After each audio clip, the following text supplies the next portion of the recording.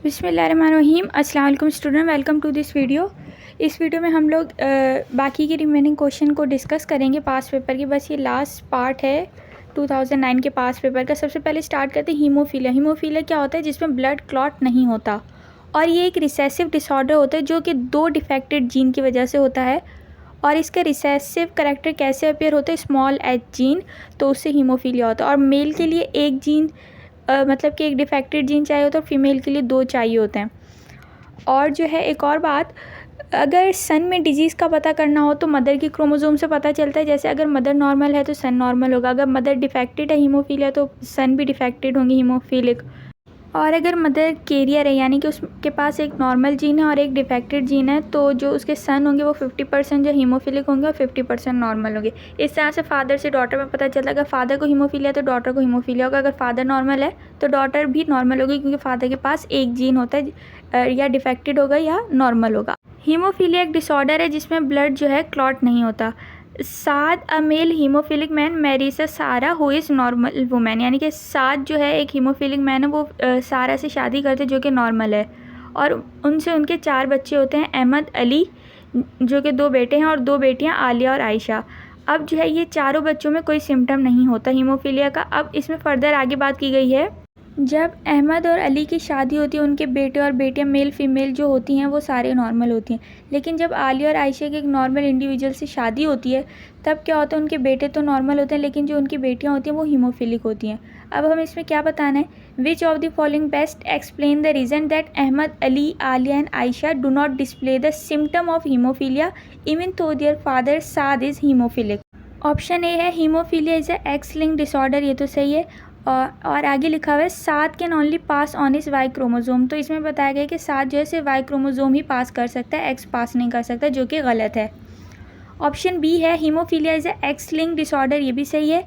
Even though Aliya and Ayesha receive a haemophilic X chromosome from Saad and Sara gave them a normal X chromosome, ये option right है। यानी कि एक जो डिफेक्टेड क्रोमोजोम है उनके पास फादर से आया है और एक नॉर्मल मदर से आया है, तो option B is the right answer.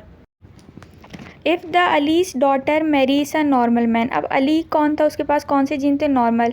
उसकी शादी भी नॉर्मल से थे और उससे उसके जितने भी बच्चे हुए थे सारे नॉर्मल थे, बेटे भी और बेटियाँ भी। अब उसकी बेटी नॉर्मल है और वो किसी एक नॉर्मल आदमी से शादी करती है, यानी कि जिसको हीमोफीलिया की कोई डिजीज़ नहीं है, तो क्या चांस है कि उसके किसी एक भी बच्चे को जो है हीमोफीलिया का सिम्टम होगा?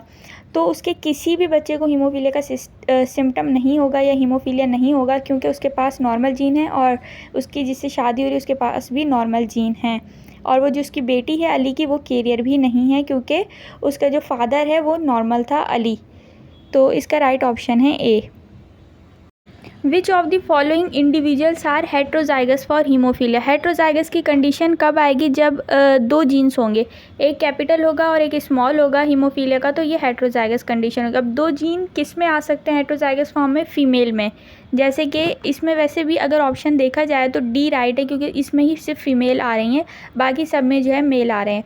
और दूसरी बात ये, आलिया और आयशा जो डॉटर थी साद की, वो कैरियर थी, क्योंकि आलिया और आयशा के जो बेटे हुए थे उनमें जो है हीमोफीलिया की बीमारी आई थी।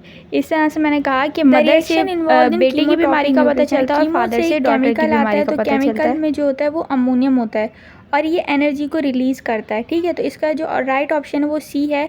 अमोनियम के साथ ऑक्सीजन मिल रहा है, फिर NO2 बन रहा है, फिर एनर्जी रिलीज़ कर रहा है ये एंड में। तो इसकी निशानी कीमो की केमिकल, यानी कि अमोनियम से रिएक्शन स्टार्ट होगा और एंड में एनर्जी रिलीज़ करेगा, तो इसका राइट ऑप्शन है सी।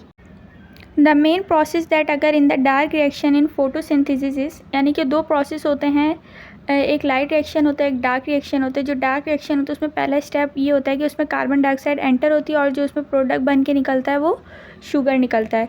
तो जो इसमें कार्बन डाइऑक्साइड पहले स्टेप में एंटर होती है वो कार्बन फिक्सेशन प्रोसेस कहलाता है। इसमें जो राइट ऑप्शन है वो डी है, बाकी के जो 3 ऑप्शन है वो लाइट रिएक्शन के हैं। Dash is commonly known as hookworm Ancylostoma duodenale, ये राइट ऑप्शन है, जो कि स्किन को रप्चर करके बॉडी के अंदर एंटर होता है और इंटेस्टाइन में जाके वहाँ पे इन्फेक्शन कॉज करता है।